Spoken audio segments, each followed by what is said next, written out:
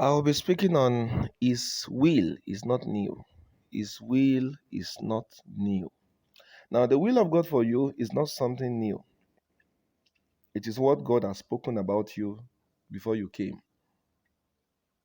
If you are able to find what God had said, then you will know what He is saying. God's will for you is not about to be designed, it has already been designed. Are you getting what I'm saying? So, the will of God for you is not something new. So, if you desire to know the will of God, the first thing, the first mindset you must have is this thing I need is not new. Because if you are saying it as something new, you may end up settling down for the fake instead of the original. Maybe you want to get married, you want to go into a relationship, you're looking for the will of God, you want to go into a business, you're finding the will of God.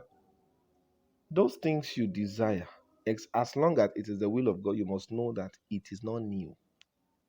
The will of God is not new. It has, as a matter of fact, the will of God for you came before you came. That's the truth. Are you there? You know, God created His will for man before creating the physical man. If God has not created your purpose, He will not create you. Are you there? Because if you are creating something without a purpose, that means you are just wasting your time. That means that thing will just be existing without impact.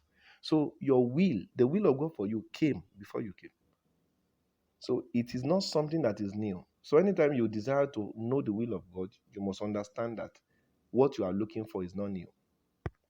Because if your mindset is it has to be new, it has to be new, well, you may miss it. It may appear new to you, but the truth is it is not new.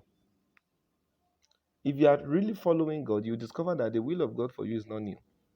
It's something that the Lord has actually been pointing your attention to. That's the truth.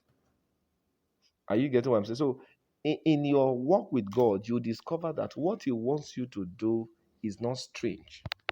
And another way to identify the will of God is this: the will of God for you is something that you have capacity for. God will not give to you what will break you. No. God is not a wicked God. Do you understand? So He will not give to you what will break you.